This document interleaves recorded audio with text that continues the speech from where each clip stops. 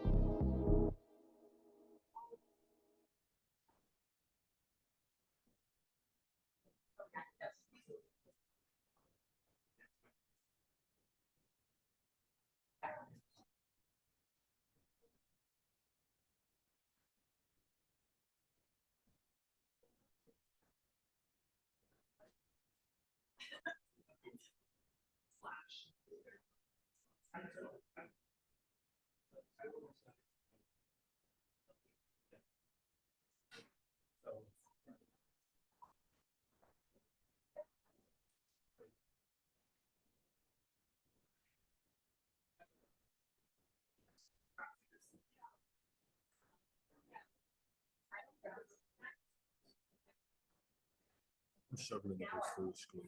You're starting what? To be the full screen. Oh, is it? Oh, No, no, oh, all right. Oh, it's not full screen yet.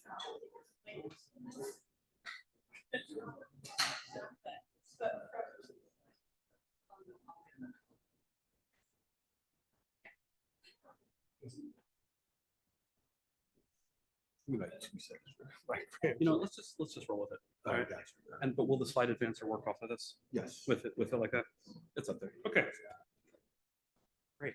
Well, am I on? I am on. Welcome. Welcome, everyone, to DAG's monthly meeting for February. We are off to a good start. Lots of fun programming going on, and we're thrilled to have you here tonight. My name is Eli Storch. I'm the chair of the Design Advocacy Group. It's nice to see you all out here on this somewhat grim day, but we do appreciate you coming to join us. So DAG tradition, as we go around the room, everybody says what their name is, and we usually have a prompt. So I'm going to let whoever lost the rocks, paper, scissors give a little insight on what the prompt is. Hi, everybody. I'm Molly Lester. You'll hear from us a lot later. This is Michael Bixler. As the prompt for the whip around or whatever you call it, curious, what's the first building ghost you remember noticing in Philadelphia? And if you're here tonight and don't know what a building ghost is, say that. That's part of the learning curve we're curious about. So I'm going to give you a minute to think about that before we go around the room. I'm going to start with you, Nika. So you're a preservationist. You should have one. So while we do that, upcoming DAG events that we're going to do for March. Next week we have 2. March 4th. The title is, it's our DAG Spotlight series called Partnering to Protect Our Commercial Districts, Flood Mitigation, Preparedness, and Resilience in Manayunk and East Falls. So that'll be on Zoom at noon. So you need to sign up on our website in order to get the Zoom link for that. Then the following day, Wednesday, March 5th, we'll be back here. Our very own Laura Spina is going to be one-on-one with Jesse Lawrence, the city's Director of Planning and Development. So we're going to talk about all sorts of stuff and bring your Q&A, because we're going to have a good, healthy chance to get to know him and fire some questions at him. So that'll be in this space at 5:30 on March 5th. And then March 27th, which is a Thursday, we're continuing to connect with Pew. They have come and presented in the past. This time it's a virtual event, 10 o'clock on that Thursday, March 27th. And they're discussing their report on how the property tax abatement revitalized Philadelphia. So should be interesting. I'm interested to hear how that goes. Again, that is Zoom, so you do need to sign up in order to get the registration link and the Zoom information. So with that, that's our March. April will be coming up in the next week or two. We'll get everything on our website. So let's go around the room and introduce ourselves. So again, we're looking for your name and the first building ghost you remember. I'm Nika Falter. I'm the tax fellow. Because I don't have a where I lived in Shermanville, St. Paul, full of building ghosts. It used to be a big industrial complex, and now you see the footprints of what was everywhere. And nope.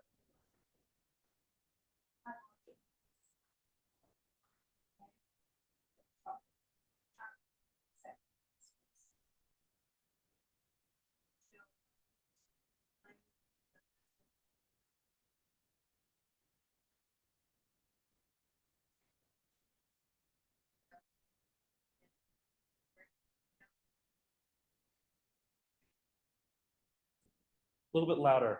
Feel free to stand up so we can hear you. Project. This is a good one. Thank you.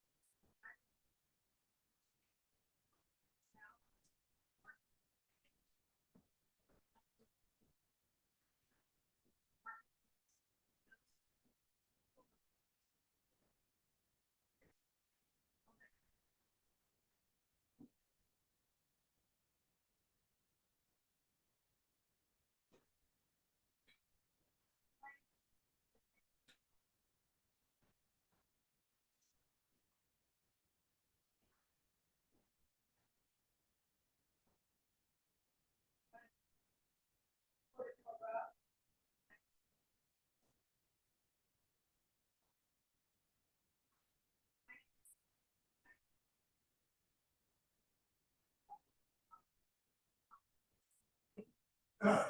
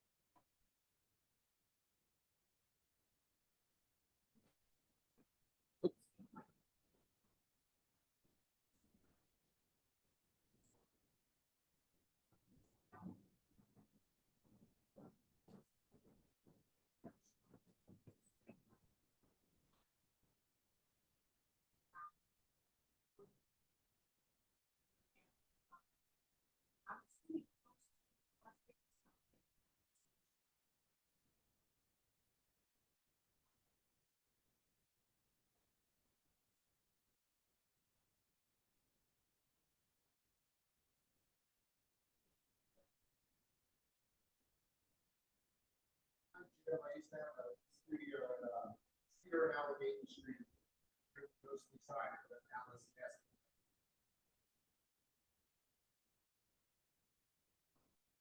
Rob Sullivan, I'm up to your down here.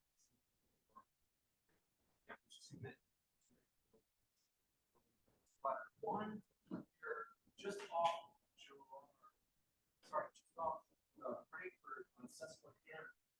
Not too long ago, it was there, and it just felt like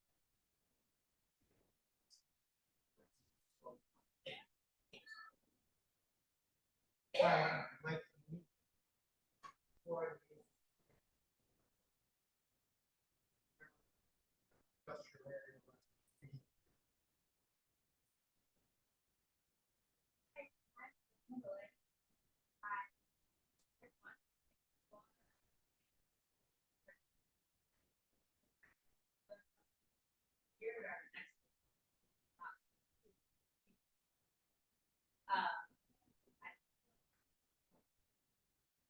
am sure, I don't know the ghost, but it's physical ghost. There are shoes and hang down at Emily Street where Nancy that I want to know.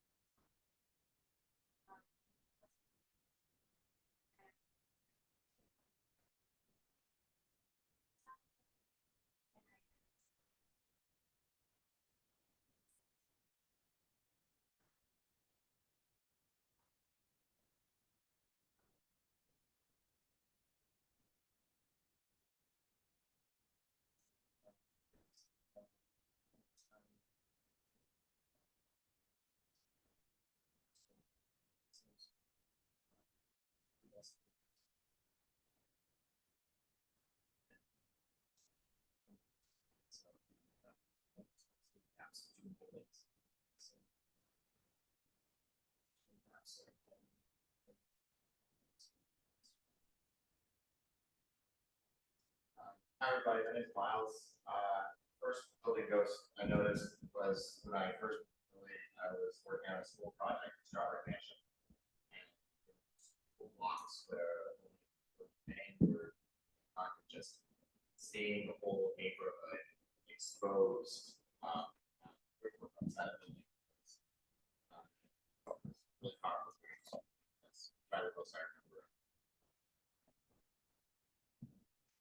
Well, thank you guys. Obviously, Molly and Michael will get into theirs a little bit more later. I'm thinking about the Lord and Taylor's out in Balakinwood that just got ripped off the side of that shopping center, and you can see into the sort of mid-century showrooms as they're putting up towers, and you can see that as the juxtaposition there. So thank you for humoring us and for engaging with that. It's a nice way for you to begin to get to know one another and for these guys to know what they're walking into tonight. I'm going to share a few advocacy items. If anyone has any events, exhibitions, things that they're working on that they want to share with the group, please put your hand up. I'll call on you and we can share those around. In terms of advocacy right now for DAG, there is the biggest focus right now is Market East, everything that's going on there in terms of what happens from a process perspective. So DAG has been meeting with members of city council and other folks around the city, trying to work towards what we're pitching is beginning with a national ULI advisory services panel for Market East. For those who are unfamiliar, it's an opportunity to bring national expertise together with local expertise in a process that is shepherded by the city, so that you really get off to a quick and good start on that redevelopment and planning effort for Market East. The idea being we've done all this work, or the city has done all this work, negotiating and dealing with 76 Place. That information shouldn't be lost. We should maintain all that data and use it. And it would be useful in that study. And also there is the 2009 master plan for Market East. Some of it is no longer relevant, but a lot of it really is still relevant. So layering all that data together, connecting local folks with national experts and folks with deep pocketbooks and the ability to come and engage in some of the development activities Market East needs is a good start. And we would hope that that could be the precursor to a larger planning study that could happen 2006 or 2026, 2027. So that's something that we're pushing around the city. We're trying to meet with folks. We will certainly talk a lot about that next week with Jesse Lawrence when he's here. But the mayor also announced during her annual luncheon that Jerry Sweeney from Brandywine has been tapped to lead the Market Street effort in some capacity. What capacity remains unclear. We've been in touch with Jerry and he's still trying to get clarity before he meets with us. So hopefully there will be some movement and some exciting things happening on that front soon. Additionally, we're also pushing to see if there is anything Market East specific that can be done for 2026. Right now, there's a lot of cleaning and a lot of safety work that's being done to clean up that area. That is, in many of our opinions, not sufficient to activate it and use that moment to really get all the eyes and all of the people visiting and engaging with that space to prepare it for whatever renaissance will be planned for it. So more to come on that. Looking around, anything? Not seeing any hands. Okay, I'll keep going. I just have one more. Speaking of 2026, unfortunately, one of the interesting events was the Children's World Fair that was being planned. That was a collaboration between the zoo, the Mann Center, and the Please Touch Museum. The administration's desire to not have temporary things, but only have permanent things. Unclear what that means, but that's been what's the answer that's been given, has led to that not being funded sufficiently. So that's been canceled. There have been a few articles about the city's lack of preparedness for 2026. Obviously, timing is everything, and the city got started late, but whatever we can do as DAG and folks can do in their individual efforts to support and push and take part in those activities and those events is going to need to happen, because right now the city is lagging behind where we'd like to be in terms of preparedness.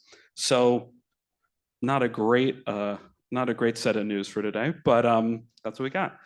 So not seeing any hands still, let's dive right in. So we're excited to have Molly Lester and Michael Bixler here today to launch a book that they have prepared on building ghosts. They will tell you what they are and what they mean and get into the deep existential points on that.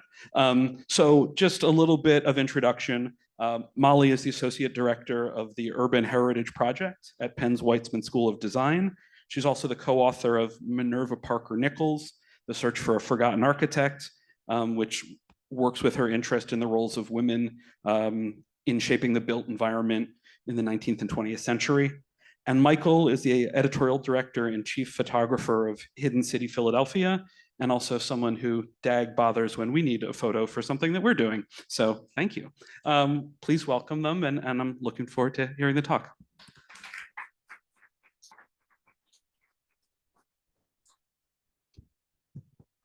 Oh, good? Yeah. All right. Thank you all so much. And it really did help I wish we'd done that at every event we've ever done, to know where everybody's at in their familiarity with building ghosts. For myself, this is the first ghost I remember noticing. In late 2012, I was wandering with a friend through Northern Liberties. We strolled up North 2nd Street, sidling up alongside the broad Baroque front of St. Michael's Church and the brick buildings that flank it. The parish is an undeniably monumental presence in the neighborhood, and yet it was a different pile of bricks that caught my eye just beyond the church.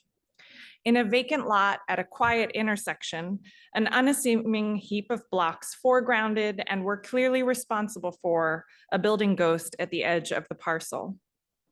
I'd lived in Philadelphia for several years at this point, and I'm sure it wasn't the first ghost I'd ever passed, but it was the first one I saw.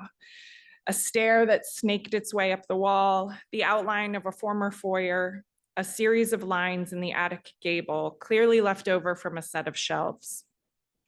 The ghost mesmerized me, just as my first college course in architectural history had done several years before, when I first fell in love with the history of old buildings and cultural landscapes. But where my coursework and jobs to this point had mostly focused on grand structures with unquestioned significance, this building ghost of a modest row house claimed a different sort of authority. As everyone in this room knows, when you live in an old place like Philadelphia, lavish buildings such as St. Michael's Church may be accents in the streetscape, sparking a thrill when you encounter them, but it's the commonplace buildings, such as this erstwhile row house, that actually define the everyday. I wanted to know more about this utterly mundane building, to draw on all the same detective skills that I need for my higher profile research subjects, but deploy them for a building with no name or famous residents. But in the weeks that followed, I somehow lost the ghost. I went back to Northern Liberties alone, wandering in search of the exposed wall I'd stood in front of so recently. I couldn't orient myself, and there were no empty lots to be found as I radiated out from the starting point of the church. Belatedly, I realized that the active construction site at 2nd and Jefferson Streets and my empty lot were one and the same. The building ghost was no longer visible as a new structure rose to take its place. It was an unfortunate lesson about the nature of building ghosts, which may vanish as quickly as they once materialized. In the years that followed, I researched the former ghost anyway and wrote a piece about its idiosyncratic history for Hidden City, Philadelphia. Various work projects took me to every corner of the city, and I documented other building ghosts as I found them, having learned my lesson about trying to return later to a building ghost. I started noticing patterns. What kind of buildings become ghosts? How long the ghosts last? Where ghosts do and do not occur in the broad reaches of the city. I started an Instagram account to chronicle my ghostly wanderings and found that plenty of friends and strangers were enamored by them too. Among them was my friend Michael Bixler, photographer and managing editor of Hidden City, Philadelphia. He would send me photos of ghosts from his own travels, photos that were much more artful and crisp than my own, hooked with the same curiosity that I shared. Eventually, I decided to explore this passion project with more rigor and I enlisted him and his photographic expertise. I applied for funding from the Sachs Program for Arts Innovation at Penn and received a seed grant in early 2020. When the world shut down in the face of the pandemic, I took solace in dreaming about the project that would take shape when we could venture out again. Confined to my house and immediate vicinity, I missed my city. I went months without seeing neighborhoods and people that I loved. As many of us hunkered down, building ghosts became emblematic for me of the moment in which we found ourselves. Suspended in time, they symbolized some inherent measure of loss and absence. Finally, in fall 2020, Michael and I launched the project that would become this book. Hungry for exploration, we trekked all over Philadelphia in our spare time in search of ghosts. For all the pain of that period of 2020, there was something appropriate about embarking on this venture in that moment. The pandemic reframed so many aspects of our lives, and building ghosts wield a similar power, forcing a re-examination of their context. They have a way of making even the familiar look strange, exposing a rift between what we think we remember of a building and what we actually see after it's gone. This book exists in that uncertain interlude, dwelling on these lost buildings and found ghosts as an invitation to see the city around us in a new way. So what then are we talking about when we talk about building ghosts? This is why I'm glad to know there's some fresh eyes in the bunch. Building ghosts are the imprint and last impressions of a demolished building left behind on the walls of the neighboring structures. This is a photo montage, FYI. This isn't one particular building ghost. This is a diagram of typical features you'd see in a ghost. Physically, they are architectural remnants that can be found only in a row house city such as Philadelphia, where the loss of one structure, I'll demonstrate, where the loss of one structure leaves a tangible mark on its neighbors. These ghosts can be ephemeral or enduring, quickly revealed and replaced in a neighborhood seeing rapid change, or unveiled and exposed indefinitely in a neighborhood that hasn't seen new construction in a long time. In the simplest sense, these ghosts are artistic objects, beautiful, sometimes legible, and confounding all at once. But these vestiges of structures, stairs, wallpaper, closets are also legacies, hinting at the lives lived within these walls, the communities shaped around these buildings, and the ways in which we create and erase history in our changing cities. Our book investigates, mourns, and celebrates these ghosts in our midst, retracing their structures themselves and dwelling in the moment between a place's loss and its erasure. We should open by defining our terms, beginning with the choice to refer to this type of remnant as a building ghost rather than a ghost building as it's sometimes known. Michael and I didn't coin either term. It's important to note that a building ghost is not simply a building that is in the process of being demolished. Not just any building being demolished is a building ghost. If that structure does not abut its neighbors, it's not capable of creating a building ghost. A building ghost, or a ghost for short, is by definition the trace of a demolished building that remains on that shared party wall, even after it's gone. A building ghost is also distinct from a ghost sign, the paint traces of faded advertisements, which are ubiquitous in many cities with older building stock. And I heard a few examples as we went around today. That's a ghost sign, and that we leave aside for the sake of this book, because that's a whole phenomenon on its own. The further we got into this project, the more we found we did need words to define two recurring phenomena related to building ghosts. Thus, we coined two phrases beginning with double ghost, which we use to mean a lot in which there is a ghost on each side, as you can see here at 333 North 11th Street. In other words, the demolished building was located in the middle of the block. Thus, its empty parcel features two ghosts rather than one. We needed a second word to describe a ghost whose presence is so long-standing as to suggest permanence. For these situations, we describe them as legacy ghosts. The simplest kind of legacy ghost is one that overlooks an empty lot that remains available for new construction and has been poised that way for some time. Michael has several examples of these that he'll show you in a moment. The more complex type of legacy ghost, such as the one here on Rittenhouse Square that is still standing to this day, survives in spite of new construction that already came and might have supplanted it. The ghost of a three-story building might become a legacy ghost if a two-story building is constructed in its place. The legacy ghost left raw or finished with stucco, like it is here, that still articulates the former building, can remain visible above or beside the new structure. Each building ghost is not merely an artistic object unto itself, although many of them create an odd and beautiful sort of art, but a palimpsest of the artists who created the demolished building over generations of people and time. Building ghosts juxtapose the solidity of the wall and the void of the vacant lot left behind, the tangible and the missing, the past and the present, and the pending or suspended future. We look to building ghosts then to point out the voids of people and place, to confront the ghosts we've inherited and the ghosts we've made. Our intention with this book was to turn urban heritage inside out, making a study of the built environment by looking at what is not actually built at all. In doing so, the book starts where most interpretations of architecture stop, the moment a structure is demolished. The project has required a blend of archival research and contemporary photography, but first it required seeing every corner of this city.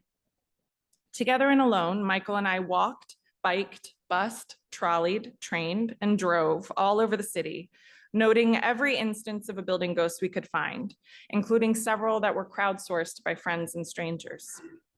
It would be impossible to count the miles we covered between the two of us, but the surveyed number was clear: 194 building ghosts observed in 4 months, a fraction of which are represented here. Some existed for mere hours, others, according to older photographs, have been around for decades. Such is the nature of building ghosts. But we mapped every single ghost we found, establishing a timestamp and creating a census for those 4 months at least. If you tried to find all 194 ghosts today, you would not be able to. Sometimes, even between the two of us, we couldn't revisit a ghost from one day to the next. The timestamp of a city's building ghost refreshes every moment. In mapping these ghosts and the dozens of others that we found, clear patterns started to emerge, where they show up by the dozens and where they are not present at all, offering tangible traces of the intangible themes of community history, demolition, dislocation, and neighborhood change. Conscious of these implications, I reconstructed the history of 40 of those ghosts for the book. These vignettes, 2 of which I'll share today, are stories, but they are not fiction. Some recount the full trajectory of the building from construction to demolition, while others salvage only a fragment of a building's existence. All of them, however, rely on extensive research in deeds, censuses, city directories, insurance maps, newspapers, genealogical records, aerial photographs, books, magazines, and, in only the rarest instances, historic images. No matter how many stones I turned, though, the vignettes are inescapably complete. I make no bones about that, as is the encounter with any building ghost. Our census found that ghosts existed in most neighborhoods, but they were not the same in every neighborhood. When it comes to building ghosts, not all communities are created or destroyed equally. For this reason, we organized the book geographically into 7 sections and weighted it proportionally. For city sections with more surveyed ghosts, such as North Philadelphia, which was the most concentrated collection, we included more ghosts in the book. For those with hardly a ghost for miles, such as Northeast Philly, a glaringly empty space for building ghosts, our selections reflect that reality and reflect on that reality, I should add. Each section of the book begins with an essay provoked by, but certainly not exclusive to, the ghosts in that section of the city. Today, I'll share the essay associated with South Philadelphia in a moment. These reflections grapple with the present day resonances of building ghosts and what they might reveal about how cities evolve. Where the vignettes dwell on individual ghosts, the essays examine the connections among many ghosts. The vignettes address the more distant past, and the essays consider the present and near future tense. Building ghosts, and our book about them, are thus stitched together across space and time. I'm gonna pass the baton, so to speak, to Michael to talk about his photography, and then I'll come back and read from the South Philadelphia essay.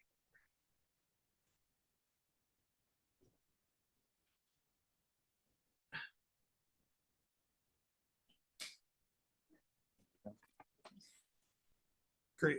So our book is all about, do I run that? Okay, cool.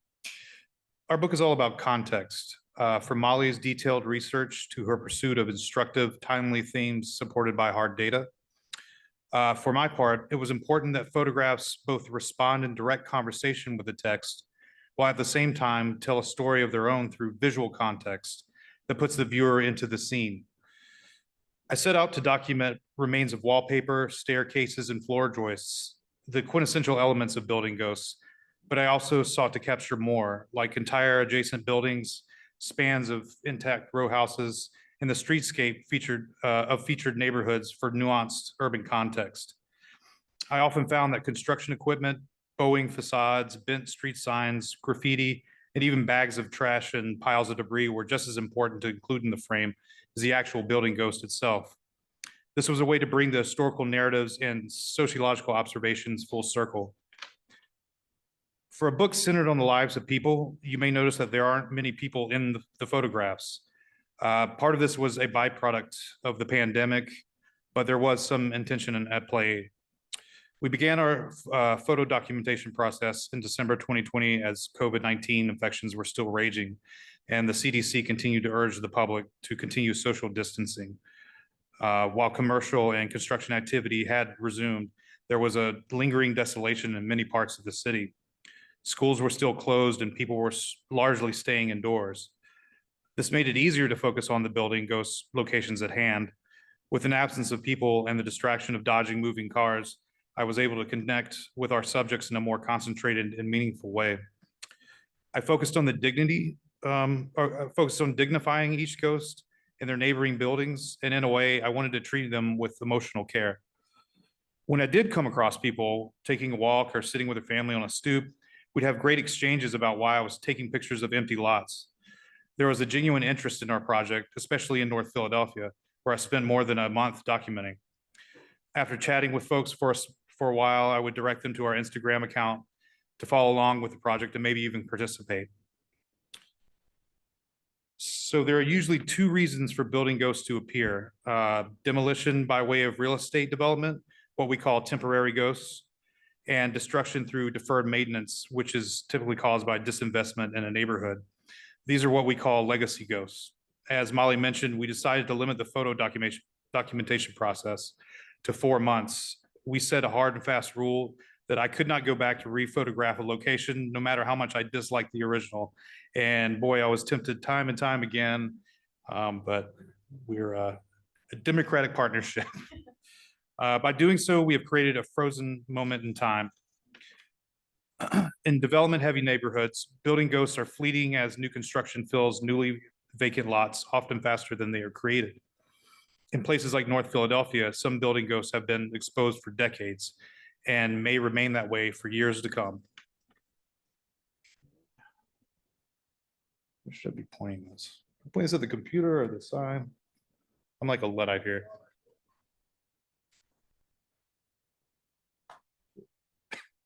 Sorry. Not sure if it's covering anything. Just do this.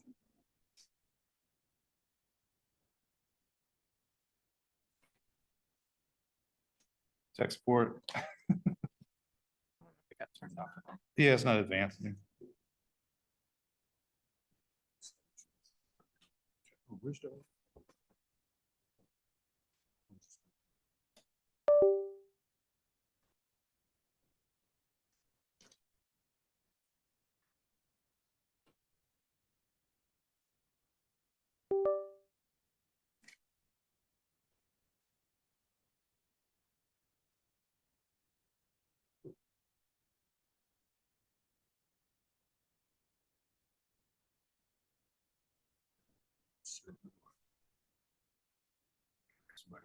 Okay.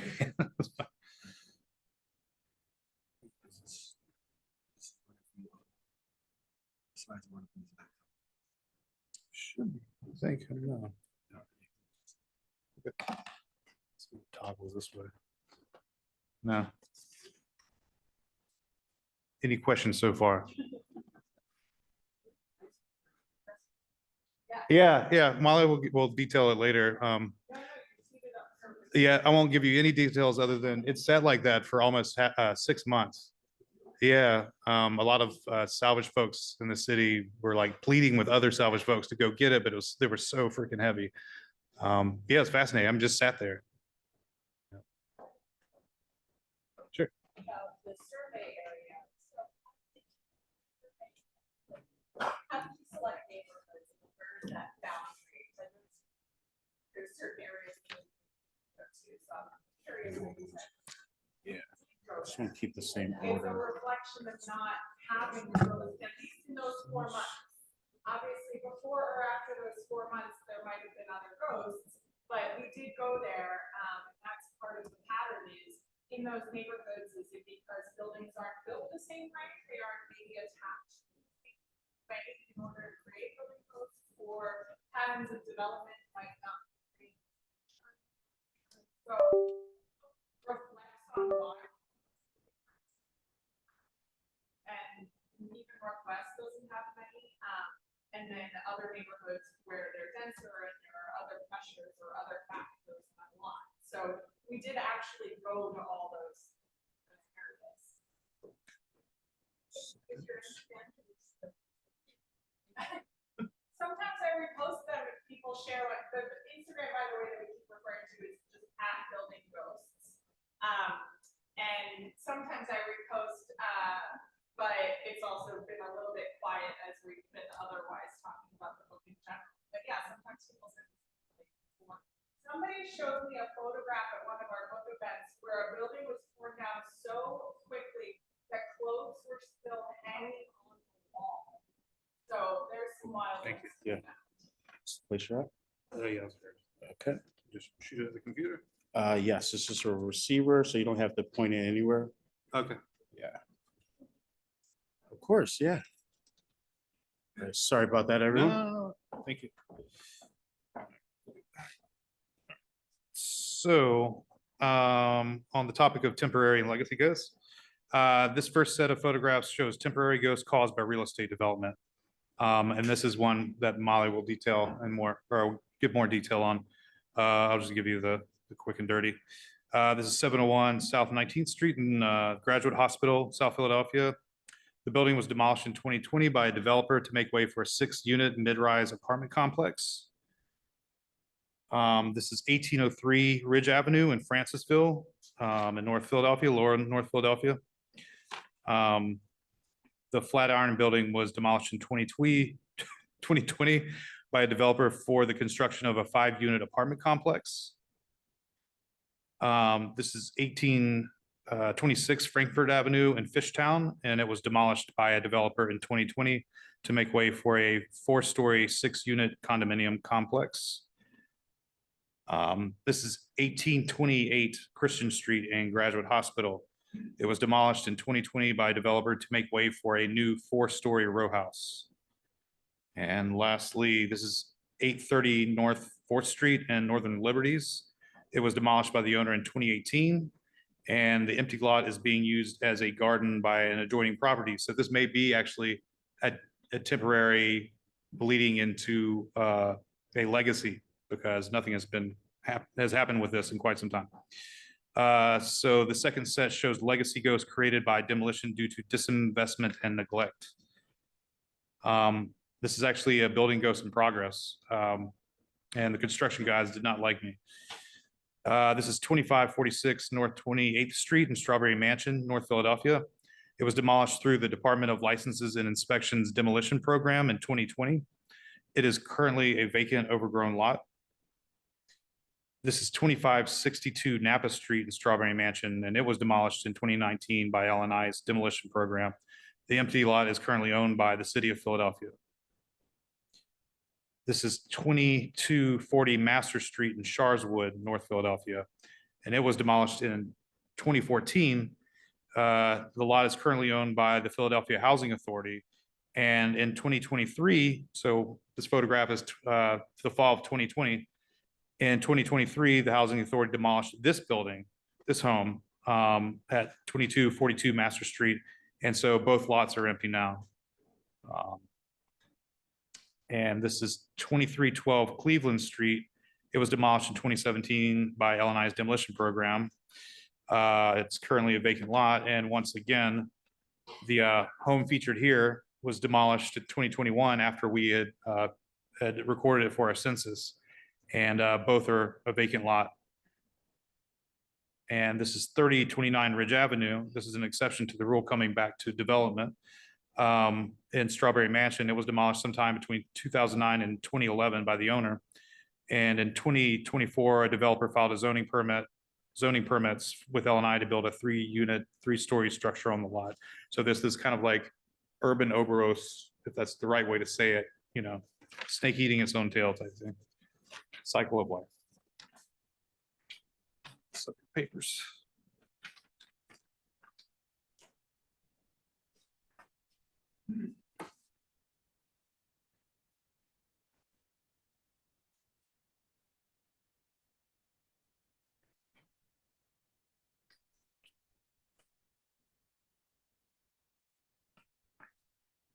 So, as I mentioned, the book is organized geographically, which is why I'm showing you a map.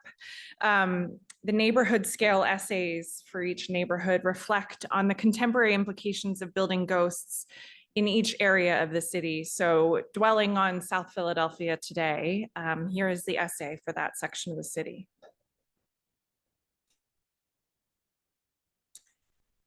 Deep in South Philadelphia, someone made a coy addition to the building a ghost at 1600 South 24th Street.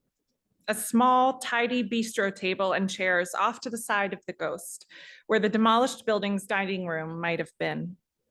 We stumbled on the tongue-in-cheek artistic flourish at this ghost and then several others in South Philadelphia and around the city, all clearly the work of the same street artist, who we tried to locate to no avail.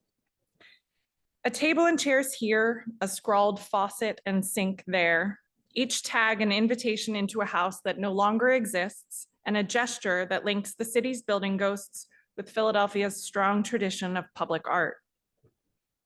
Although it has none of the officialness or the permission of a formal mural, the ghost in South Philadelphia has deep roots in the city's broader legacy of murals and other public art, quietly invoking and improvising alongside a long-standing civic tradition. Some of the most distinctive sprawling pieces of public art in Philadelphia date to the early 20th century, attributed to Violet Oakley or various New Deal artists. Then there's individual artists who have long made their mark on the city's walls, perhaps most notably Isaiah Zagar's famed mosaic murals scattered around the various neighborhoods. Sorry. But the city's present-day reputation for public art unquestionably picked up momentum with the establishment of the Philadelphia Anti-Graffiti Network in the 1980s, the Mural Arts Program in the 1990s, and folks like Conrad Benner's Streets Department in the 2010s. With each successive and still extant initiative, the city celebrated its investment in the creative landscape as splashy and thoughtful murals took up residence on the sidewalls of the city's buildings. Today, Philadelphia features more than 4,000 such murals. Some are so striking that they give you pause every time you encounter them. Others are so familiar that they're a gracious companion on your daily commute. The city prides itself on its public art, perhaps not so much on its propensity for demolition. But Philadelphia's montage of building ghosts, including the one with playful art at 24th and Tasker Streets, pierces the liminal space between the city's creativity and its destructiveness. With these party walls, which, much like their mural counterparts, can be arresting or muted, the city has inadvertently fostered public art of a different sort, a series of accidental creative works interspersed with more deliberate canvases. Philadelphia's prolific murals share several qualities with their ghostly cousins, and not just their intersections, although there are several instances where murals and building ghosts sit across from each other. In their physicality, they both depend on a relationship between solid and void, the perforations in the urban fabric that allow for the art to exist and for people to see it. They share similar risks of loss, since murals can be covered over too, even if they typically exist at different moments on the trajectory toward erasure. And in their subject matter, they are often grounded in the same sense of community, whether that hyper-localism is embedded within the walls and the building's history or shaped by more recent artists and interpretations. Indeed, building ghosts have been fodder for many creatives over the years, including muralists, photographers, and other installation artists in Philadelphia and around the world. I suspect these artists are captivated by ghosts for many of the reasons we were in this project. Their vividness, their ephemerality, their combination of anonymity and specificity of place. They offer an opportunity to make something generative out of loss, to be creative in the face of destruction. Benjamin Volta's The Home That Was, created in 2010 as part of the Mural Arts Program, is situated at 13th and Lehigh, in conversation with an actual building ghost at 1243 Lehigh Avenue across the street.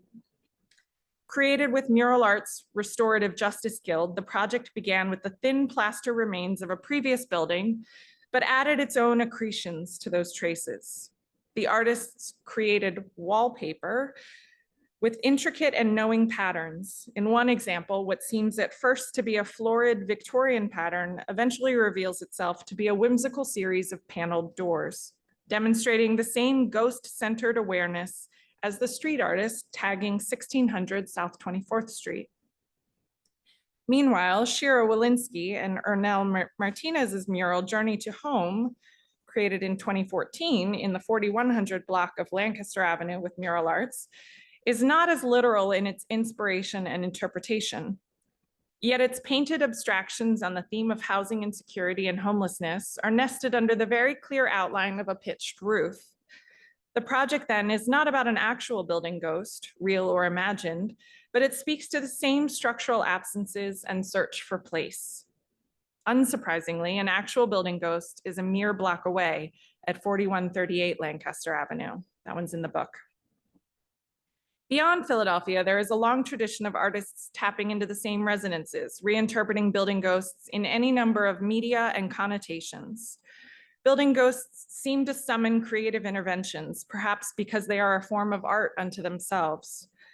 Of course, the demolished buildings were themselves often works of art, whether molded by an architect or a builder. So the public realm is already diminished without those compositions, even when other artistic works take their place. But on a more intimate scale, building ghosts often reveal the deliberate creative choices and interior lives of their residents, including paint selections, tile details, wallpaper, traditional, trendy, utterly quirky. I'll let you figure out which one this falls into, and entire reconfigurations of rooms that were adapted to changing lives. Not every ghost is so vocal. Maybe the owner was too cash strapped, or a tenant had little creative freedom to transform the interior of their home. But on the whole, these ghosts are a palimpsest of artistry, an accumulation of finishes that lasted the entire life of the building, and others introduced mere months before the demolition. Still, what was intentional creative work for those residents is accidental works of art for us, the passersby. Each building ghost is a private jewel box that is spilled into public view in a way that was never intended. Even the simplest ghosts may offer uncomfortably personal glimpses of those carefully crafted lives, excavating what had been the deepest recesses of the house and making a public display of those archaeological finds. Maybe this is to be expected of urban life where we live shoulder to shoulder. The same adjacencies that produce building ghosts can also give rise to disconcerting discoveries. We hear muffled chatter through party walls, share adjoining alleyways, and relax by open windows as pedestrians walk by on narrow streets. We make peace with these complications of city living because of the sense of community that they bring with them. With this understanding, then, we might hope that building ghosts remain a meaningful part of the creative and physical landscape of Philadelphia and any other city that produces them, since they can be as vital as any mural in helping us make sense of ourselves. Yet what are the limits of such communal ownership when it comes to building ghosts? The residents have gone, but their lives remain exposed. At what point does the curiosity veer into prying? And when does the generative muse of a building ghost prey on loss and decay? On which side of those lines does this very book exist? I leave that as an utterly hypothetical question for you to decide. Building ghosts are works of art that we were never meant to see. Whether embellished or not, temporary or long-standing, their vividness appeals to our imaginations and our consciences. The fundamental question then is this: is a building ghost a canvas for something new to be created, or a finished work unto itself? And in either case, for whom?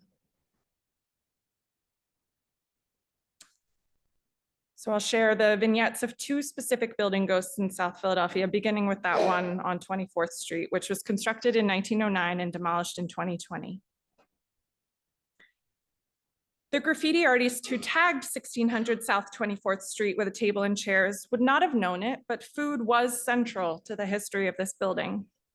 The inadvertent motif began with Frank Gelman and Samuel Doak, who began peddling produce and meat out of the building in 1914. At one address, neighbors could account for most of their shopping needs. The following year, two Yiddish-speaking Russian immigrants, Joseph Sussman and Abraham Bronfman, peddled the same provisions.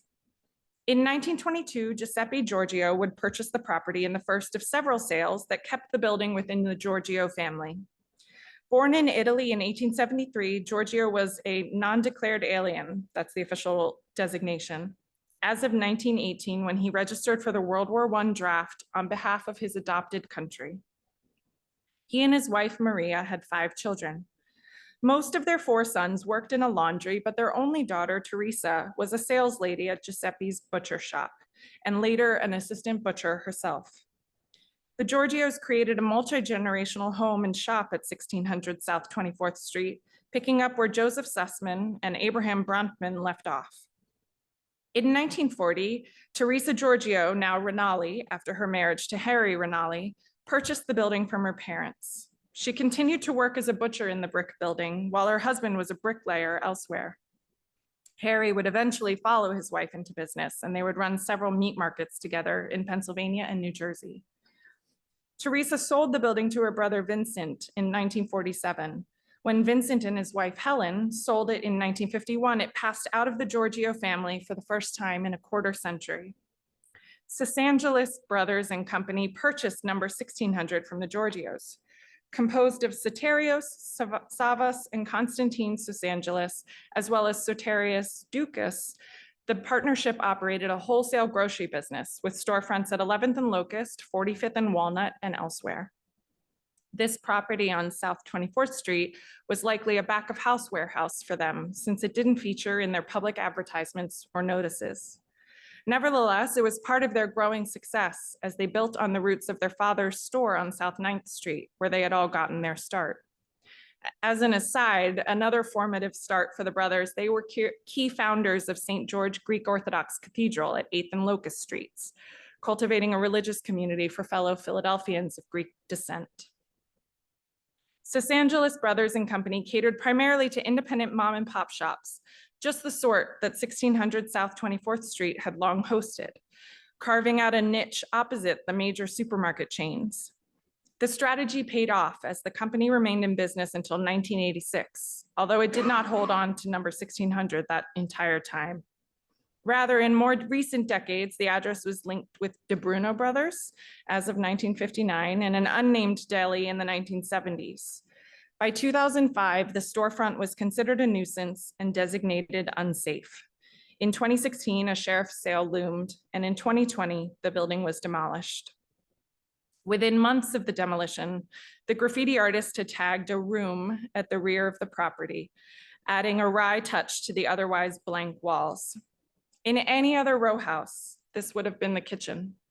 The artist was clever enough to know this and marked this portion of plaster in particular. Yet the distinct history of 1600 South 24th Street and its long association with food distribution rather than domesticity means that for most of the building's existence, there likely wasn't a traditional kitchen on the first floor. The building's history then renders its present state even more ironic and accidentally subversive.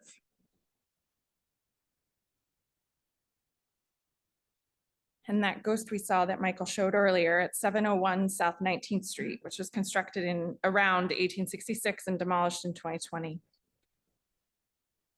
In its first few decades, the row house at the southeastern corner of 19th and Bainbridge Streets sent the smell of bread and baked goods wafting into the air in South Philadelphia.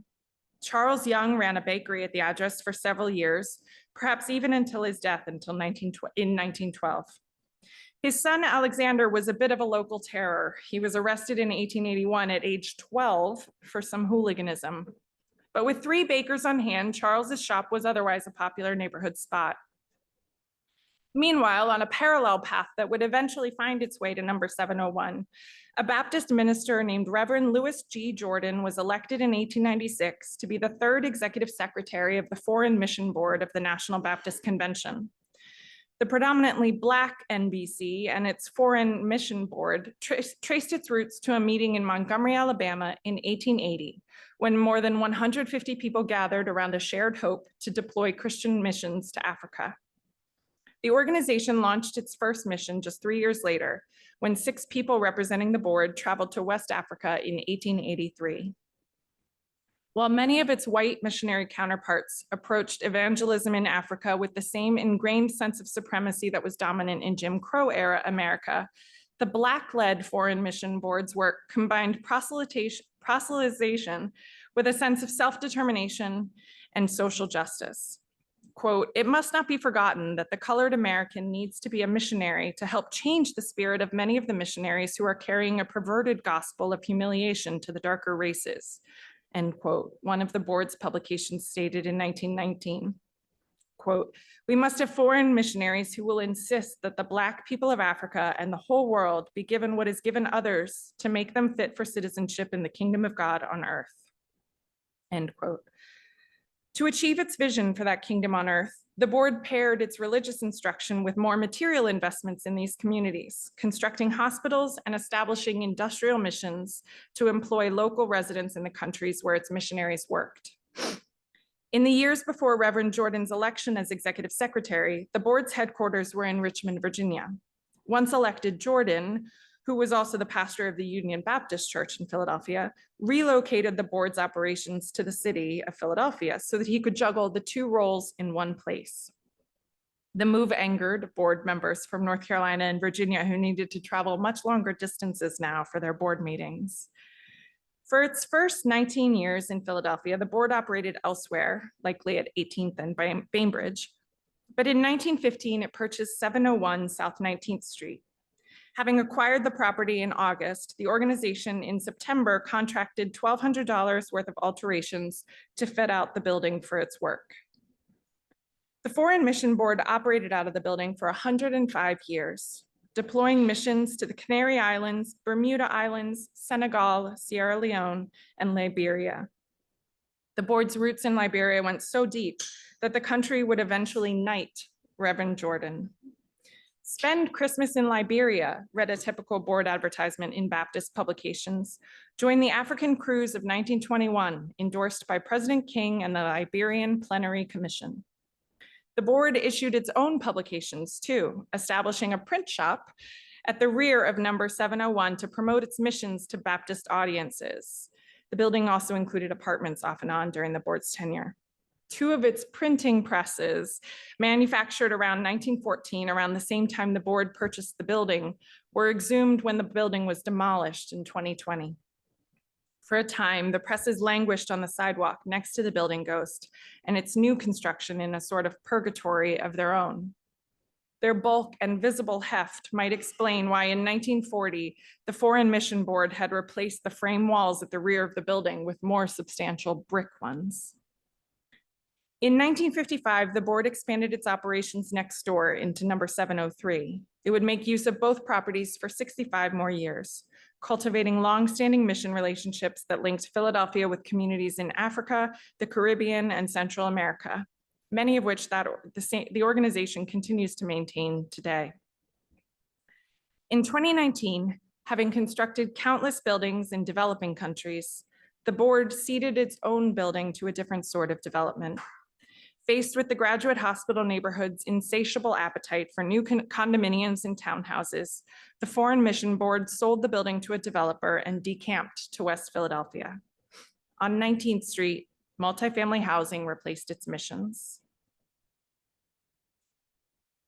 By way of a coda for our conversation today, puncturing the urban fabric and giving us pause, building ghosts offer evidence of patterns that are neither accidental nor incidental. They somehow manage to remind us of a structure's disposability and its permanence, speaking in the same breath to a city's development and its destruction. Such dynamism is essential to understanding Philadelphia and any other city of its kind. The stories and lives exerted in this book would not exist without it. Marking and mourning the presence of building ghosts, then, is not about stopping time or halting change. These ghosts are proof of the very futility of such an endeavor. In the end, building ghosts are an insistence that these places are not blank slates or empty canvases. What place is? They are fragments that will simply be folded into the kaleidoscopic city around them, a century in the future, a year away, or an hour from now. Thank you all.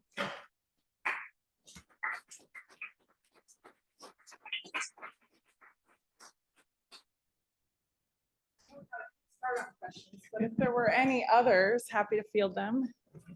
I do have a microphone and I can come to you, so raise your hand if you have a question. I'll kick off. Building materials, almost always on brick. Do you have cases of block and schist and anything else? And make it a two-parter, and I'll ask about the fact that a lot of modern buildings will leave no ghosts. Yes. And how do you think about that in terms of this being a dying condition? Yes, love that you teed that part up too. As far as materials go, I agree that it's primarily brick that we're talking about. Frame doesn't result in building ghosts because of how it's built and how it's torn down. Couldn't think of any that were concrete block, for instance. So that points to the fact that a whole bunch of factors need to converge to create a building ghost in the first place. You know, there's the geographic element, there's the chronological element, the development pressure or lack thereof, and the material factor. And so all those patterns on the map are kind of each resulting from a different balance of those factors. But I think materially, building ghosts definitely favor brick most of all, and the finishes that can be applied to brick and linger as a ghost.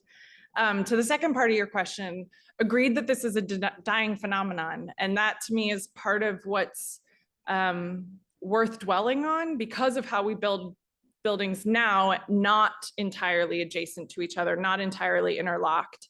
You know, when a building comes down 50 years from now or 10 years from now, it won't leave that physical trace. And so this points to the kind of catch-22 of building ghosts. And we've kind of, with gallows humor all along, joked, I don't know if I'm rooting for building ghosts or not. Because, you know, if there is a building ghost, at least there's some kind of reminder that there was something there. There's something to give pause and reflect on. And without a building ghost there, you don't have that prompt necessarily. It can feel it's too easy to forget the layers that accumulated before the present state. But obviously building ghosts, the more there are, the more it points to these kind of larger issues of disposability and demolition, et cetera, et cetera. So when they're no longer even being created because of how we build our buildings, I will be sad about that, but it also doesn't erase the other kind of harms that building ghosts are pointing to.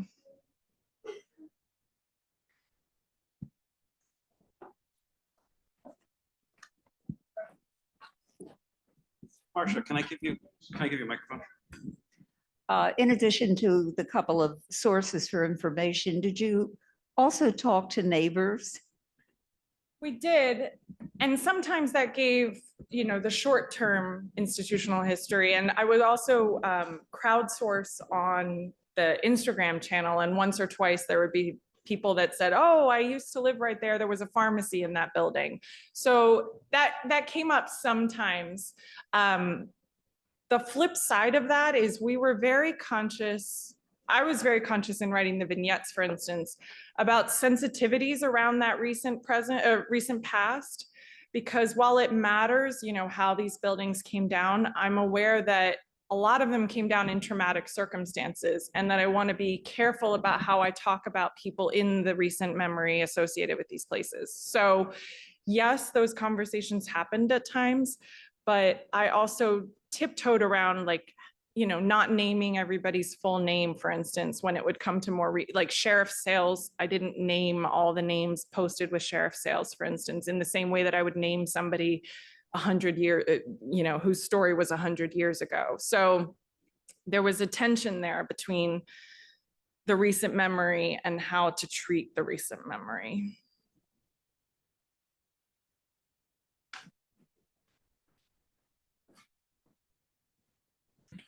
Somewhat related to that question, I know there's a big issue in the city with buildings that are torn down. The foundations of adjoining buildings, they suffer some structural instabilities every now and then when they're not done correctly. Did you touch on the book how there's the ghost, and that leaves a remnant of kind of like that social fabric, but also like the buildings served a physical component holding up other buildings around them, and now that ghost doesn't serve that. Did you guys think about that much at all? Yeah, we do touch on that at different points in the book, and that's where I think like double ghosts especially, the perforation that they're introducing mid-block is especially concerning, let's say. We didn't formally track how many of these we could see that the basement, for instance, was excavated further. But yes, we do make reference to that larger problem that is happening more and more.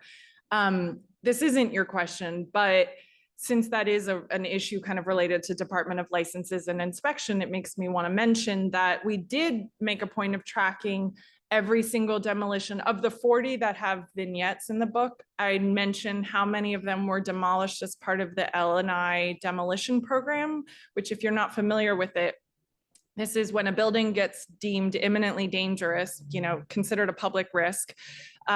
If the owner isn't going to demolish it themselves, hasn't rectified the problem, isn't going to demolish the building themselves, or isn't in a position to demolish it themselves, that the city has a program where they will pay contractors to demolish the building, and then they later try to recoup the costs, via lien or whatever, but they go ahead and take the initiative to demolish it.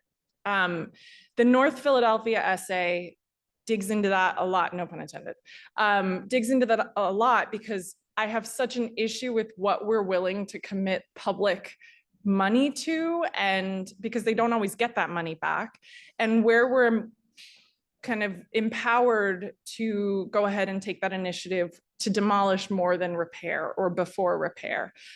So we did make a point of tracking the proportion of vignettes of ghosts with vignettes that were demolished as part of that program. And it's a lot, especially in North Philadelphia, and that is telling.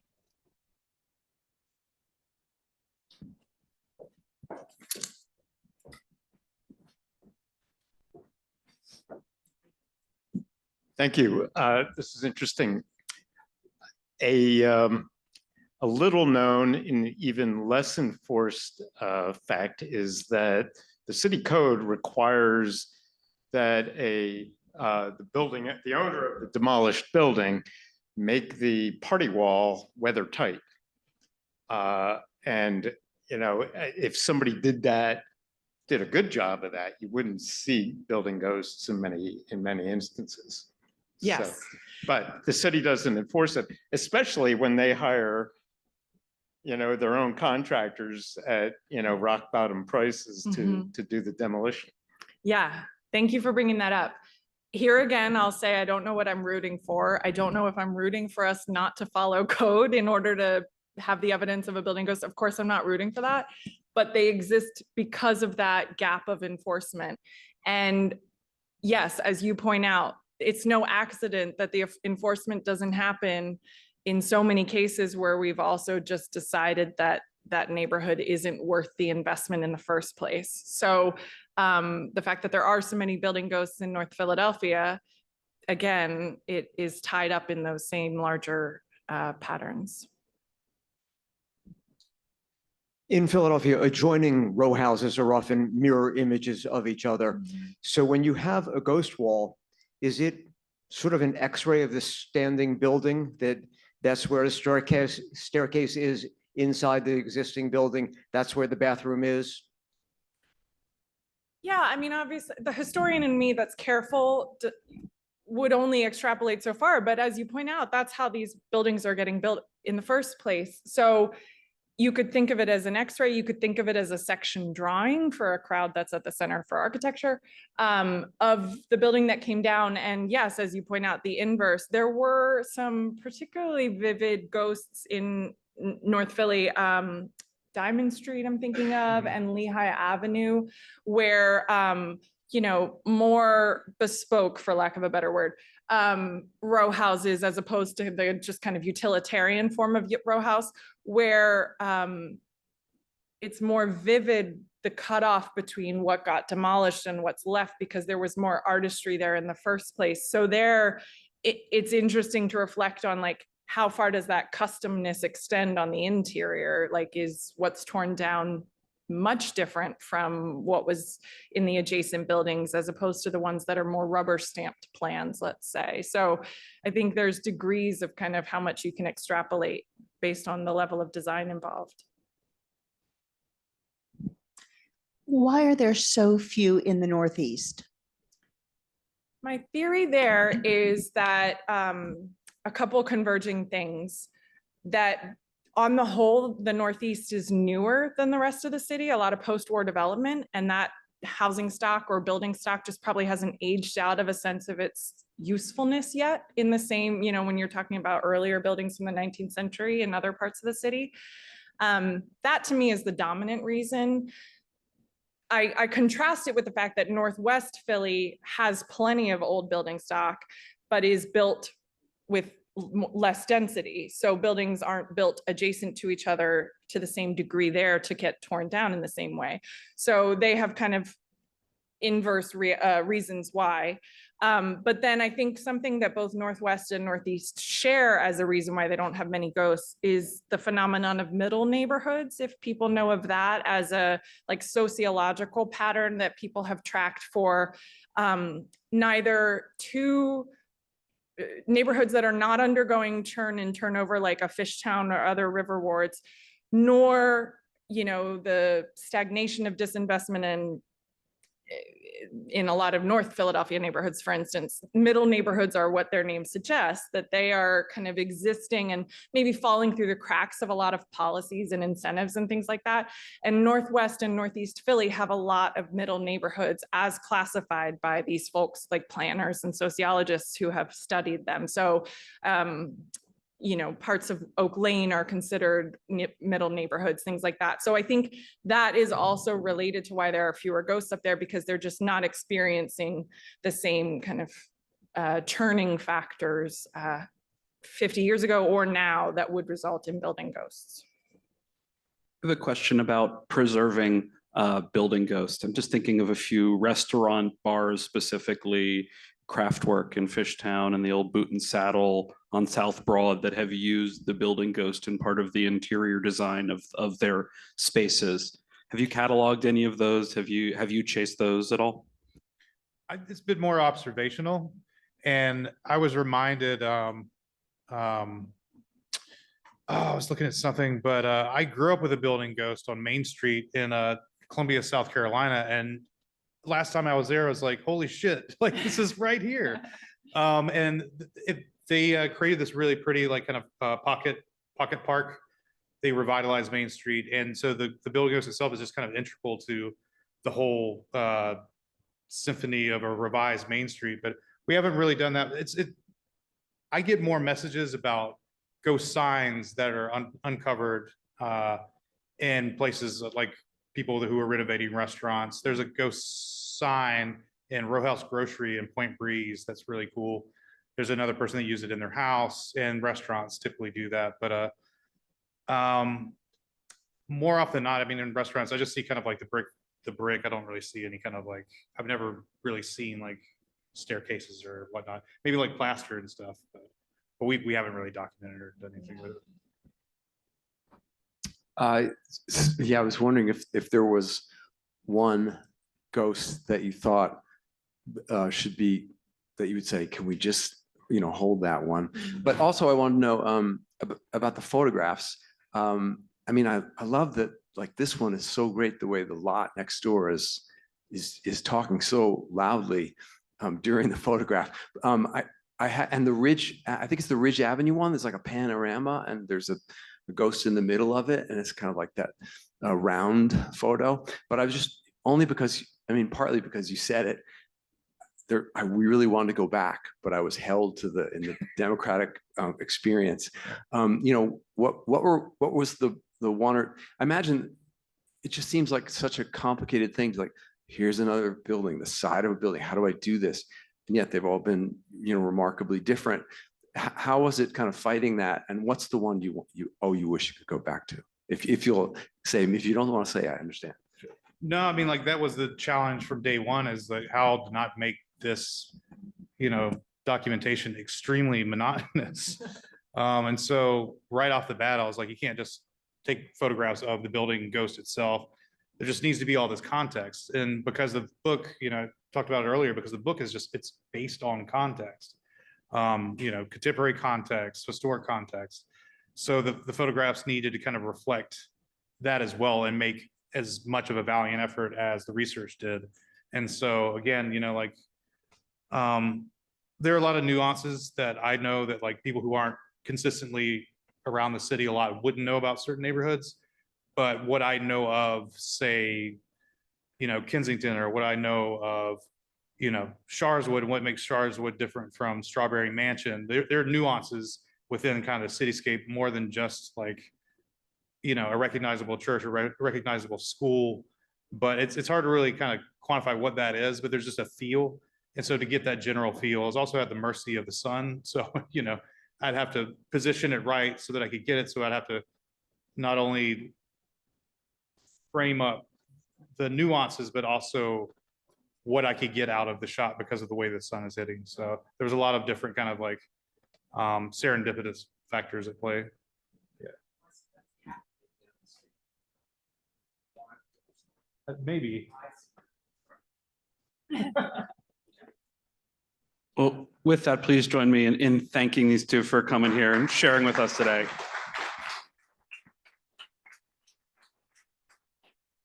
They are going to hang around for a few minutes if you want to get your book signed. Also, if you didn't get one yet, they are back there, $30. It's a good deal for a great book.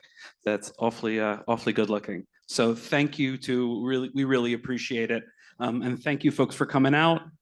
Next week, March 4th, we're on Zoom. March 5th, we are back here talking to Jesse Lawrence. Both are free. I hope you'll attend all of them. Thank you. Thank you.